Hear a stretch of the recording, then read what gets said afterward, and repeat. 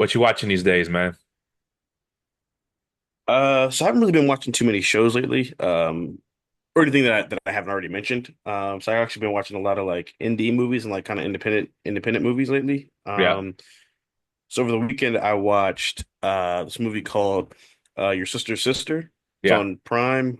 It's got Emily Blunt. Not a lot of like big name actors. Um, but it's the story where this guy, like, his brother passes away, and it's like a year after his brother passed away, and they're having like a not commence story, a memorial service sort of thing to kind of commemorate the anniversary of his passing or his yeah. birthday, I think it was maybe. And you can tell this guy's like spiraling, so he just kind of like crashes out at the at the thing. Um, and his friend's like, yeah, you just need to get away from life. Just figure yourself out, get your shit together. You're a mess. My dad has a cabin up in upstate, whatever. Just go and stay there and just like disconnect from the world. So he goes up there and unbeknownst to him, she has a sister who's actually at this cabin.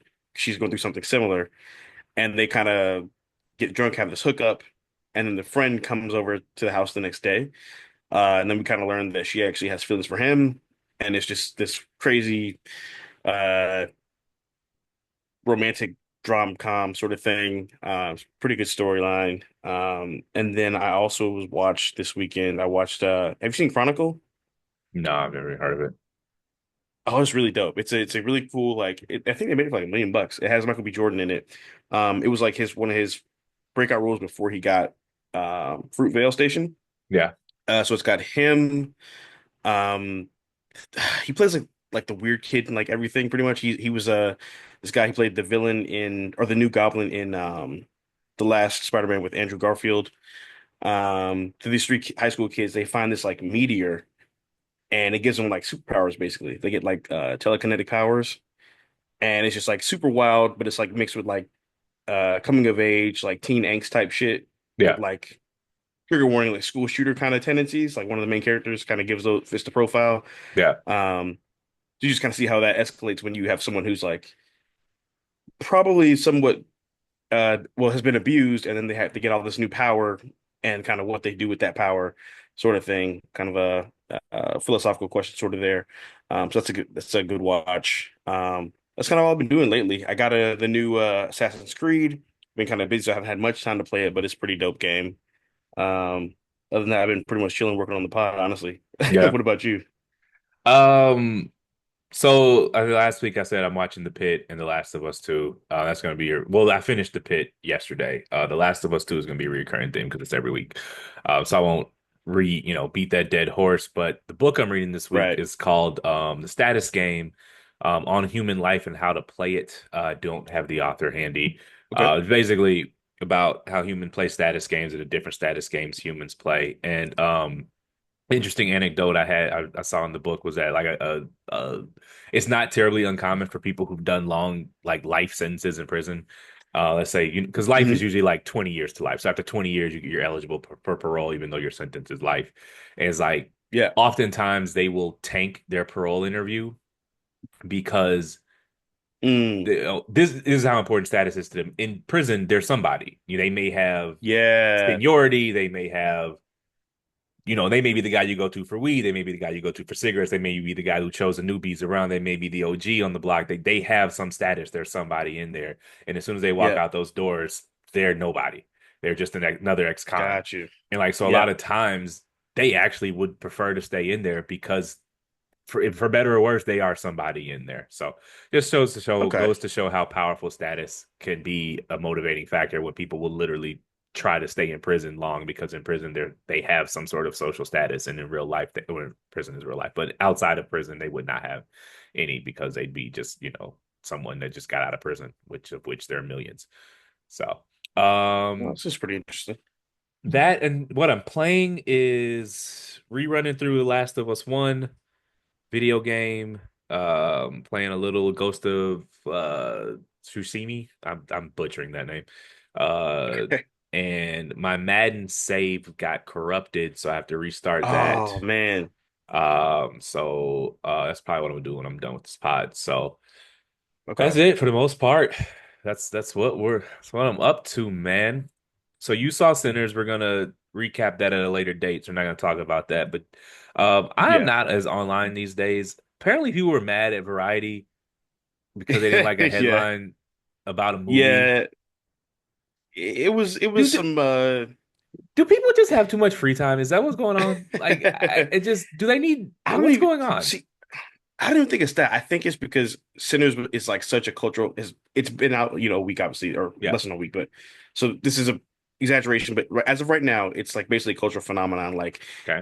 I don't know if you've seen the memes and the TikToks and everything everybody's been making from the movie. Right. Like it's hitting everywhere, all ages, all demographics, and everyone like it's the first movie I've seen in a while where that like universally everyone loved it. Yeah. So I think it's one of those things where like when everyone loves something and then you have one person saying like something like slightly negative, you're like, yo, what the fuck? Like, you know what I mean? Like it'd be like if someone said like I hate grilled cheese, you'd be like, what?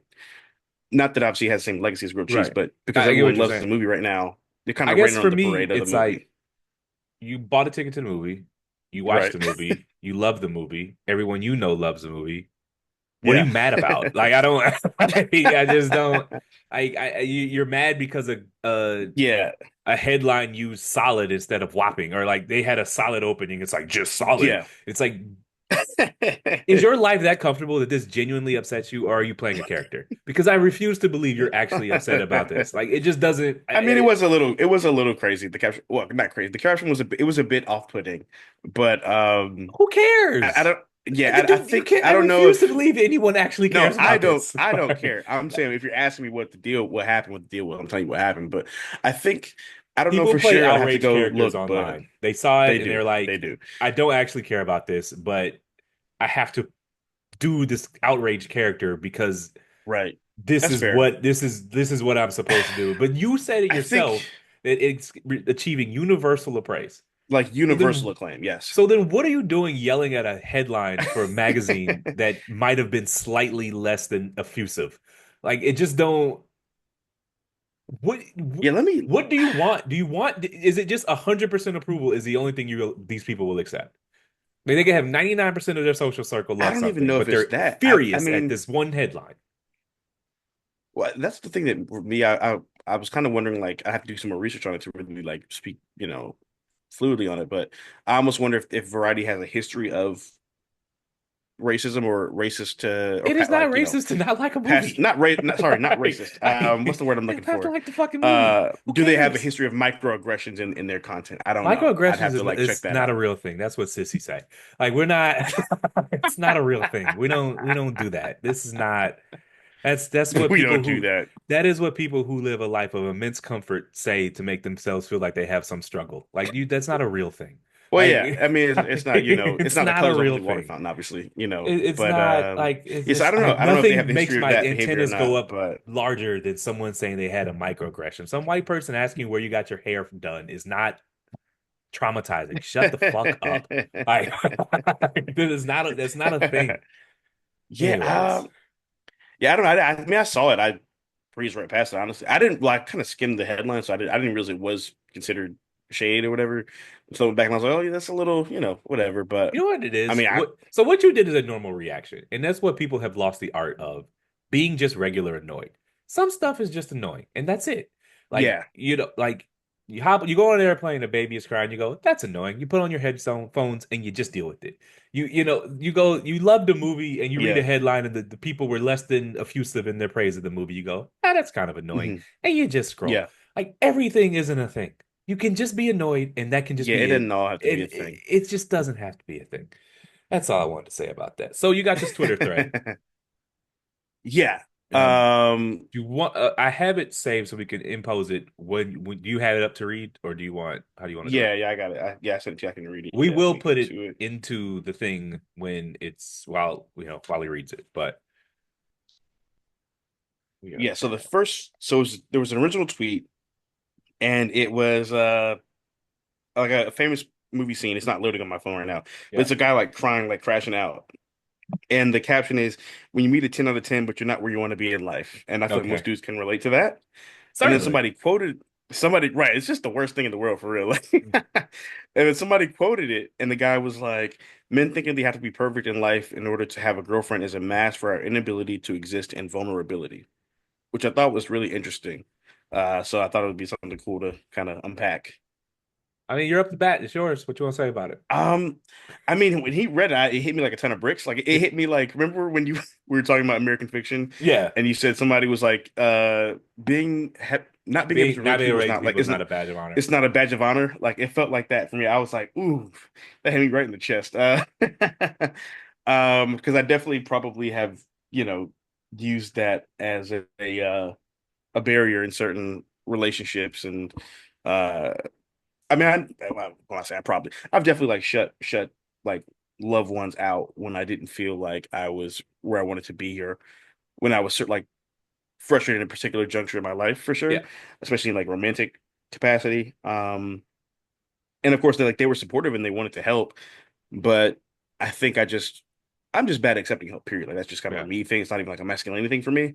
Um, which obviously is not great behavior in a relationship. No. But um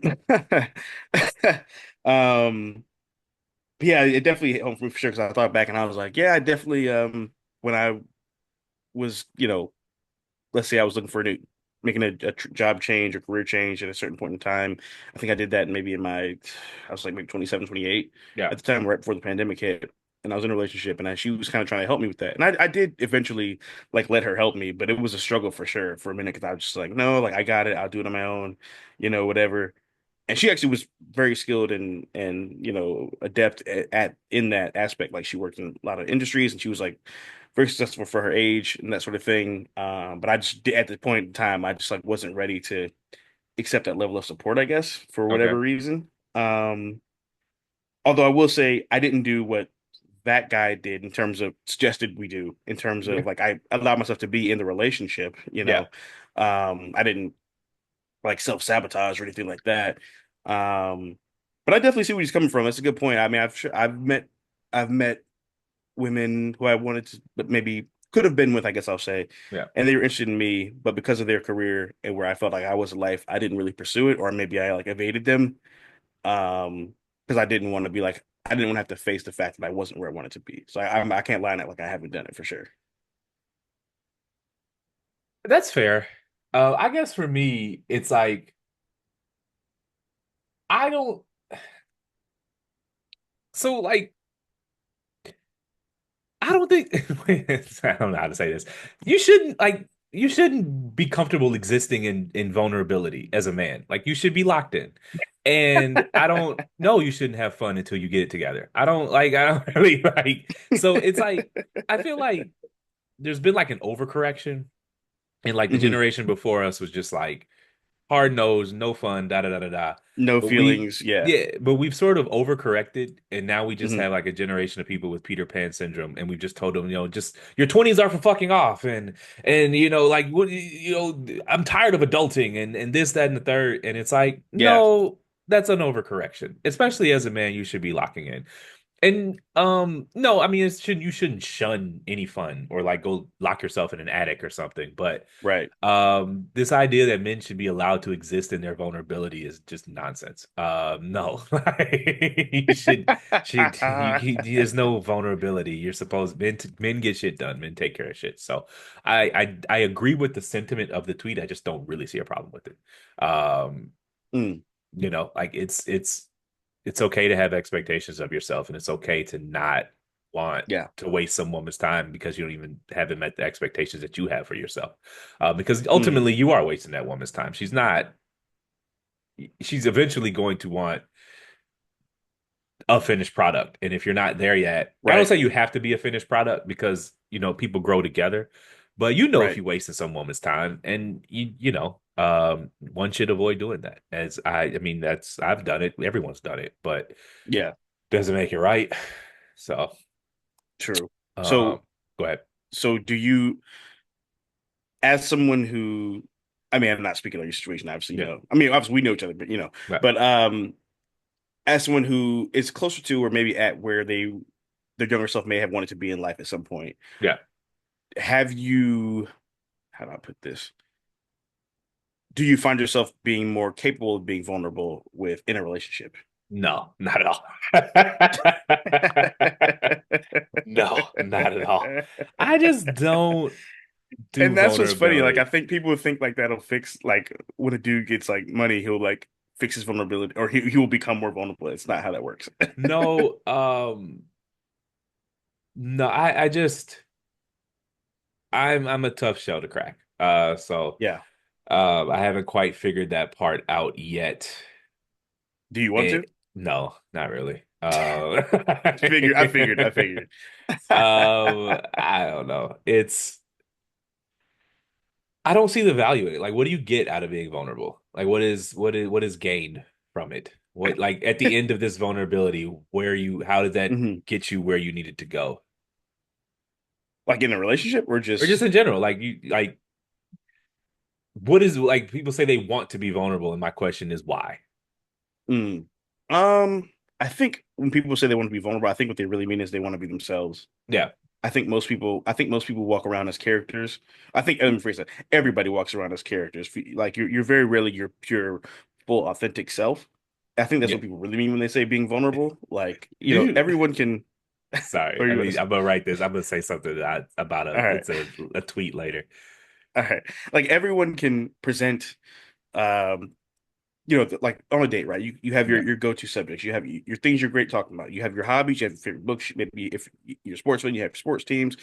If you have if you can sew, you maybe talk about that sort of thing, whatever. But few people like if you ask someone what makes them happy, or like when do you feel safe, or uh, you know, what what do you think your purpose is, that sort of thing. yeah, Most people can't really answer that or don't have an answer straight away. Like for example, I know like with me, uh I hate when people ask me or say, tell me about yourself. Like people say yeah, that on dates, and I'm like, that's not a question. Like that's an interview request. So then I'll ask people, and I'll literally say, so well, what do you want to know about me? yeah. And they don't have an answer. An Like, easier flip and a less arming way to answer that question is asking what's your story, because it kind of mm, it puts them in the narrator seat instead of like a first person yeah, recounting. that's a good one. No, I mean, it depends on what your goals are. I don't Yeah, believe that um, most people value vulnerability as much as they say they do. I feel like that's the correct. right thing to say.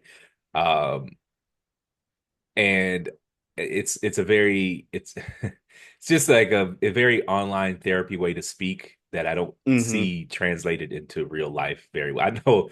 I know plenty of men who thought it was cool being vulnerable in front of their women and ended up getting dumped for it. So I've every like I every dude on don't Twitter is like, yeah, I tried it, it didn't work. don't do that. Never cry in front of your woman. Ever, ever, ever cry in front of. You're allowed to cry at weddings, at funerals, at the birth of your child. If you do anything more than that, she's definitely going to look at you as less than. I strongly, strongly advise against crying in general. Like I just my experience. You're allowed to cry at weddings, at funerals, and at the birth of your child. Like I'm just telling you, you don't have to listen to No, me. I don't, I mean, Nobody likes a yeah, crying no, ass man. Nobody. I don't care what the internet tells you. Nobody in real life likes a crying ass man. They just do not. Nobody. I'm just being that's honest. true. When you Half the time, people don't even like men that talk. well, Like, shit. like I'm just Why do you think they hate podcasts so much? Aside from I the losers who have podcasts. I mean, the red pill motherfuckers. just I don't think this stuff. I think we overcorrected a little bit, and I think Yeah, honestly, I think a lot of inceldom is that men took that advice and realized it was bullshit, and they feel lied to. They took that, that's oh, pro just be yourself and cry and be yeah, vulnerable, be and women kind love and that, and they realize that no women in real life like that, and nobody else likes that, and they're like, what the fuck, I was lied to, and then they go to affirming places like name podcaster X, we, and they tell them no, yeah, like, we yeah, won't say their you names, yeah. you were lied to, and this is what you need to do, and all that stuff is problematic as hell.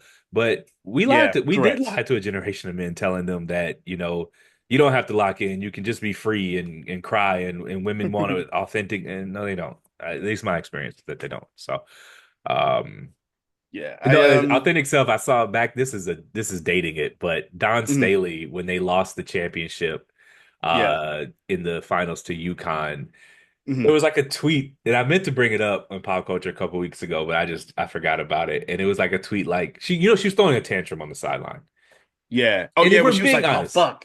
if we're being honest, it is unbecoming of a head coach to throw a tantrum like that when you're losing, especially when you're coaching college children or college kids. Like you were Kids, supposed yeah. to be cool and level headed. And I saw a tweet. It was like, "It's such a damn shame Don Staley can't be her true, authentic self because cameras are in her face." And I'm like, "You mean at the championship game? What the fuck are you talking about? What this idea, this obsession with being your true, authentic self? I'm like, the only place you can do that is at your house. Like, there's no Yeah, job you that you can't can just be. be out here being your full self all the Yeah, time. like no one does that. The only place you can do that is your house. And it's just like, what are you talking Yeah. about? It's a shame she can't be her full authentic self on national TV at the national championship game. Yeah. What are you talking about? Like she's a You go to the locker well-compensated room and professional, and she you needs. lose it in the locker room, but Yeah, after that you got to and put on look, the brave it's face. it's fine. The world is not going to end. The world just keeps Yeah, it's spinning. fun. And I It's love okay Dallas to just Staley. be like, it was a bad look for the head coach to be throwing a tantrum and like damn near in tears. And the game was still going. It was like 10 minutes left in the game. Like, and Yeah, they were like getting their heads beat in. and her players were like boohoo crying with like 5 minutes Yeah. left. And I'm like, well, I can't even look at them and be like, hey, tighten up when your coach is over there throwing a tantrum. It's like it was the whole team melted down and she's in charge of the team. So the meltdown falls at her feet. And no, you can't be your true authentic True. self at work on TV in a national Yeah, championship Bobby Knight game. tried that shit. We see what happened with that. Yeah, I just like it's with great power comes great expectations. And this idea Yeah, that you should that's be your true. true authentic self at all times is just nonsense. And anyone telling you that is just lying to you. And at least of all at work, like never ever be your full self at work, people. Yeah, no, It no, will not go no. well. And HR ain't your friend either. Stop. Like this is your Yeah, job. they're not your friend. It's a digital file box or Yeah. file box, digital complaint box, basically. Like it's you're wasting your time. As someone Don't be who your true authentic has self and gone to don't fuck HR with and worked in coworkers. HR, yep. Don't do those two things, and you pretty much be okay at any job. And be likable. That I helps too. don't I don't I listen. I listen. I don't care how slick you think you are. I don't think how mature you think you are. I don't care how much you think this person you get two are into each other. It's literally the worst idea. It never ends, never, ever, ever, ever ends well.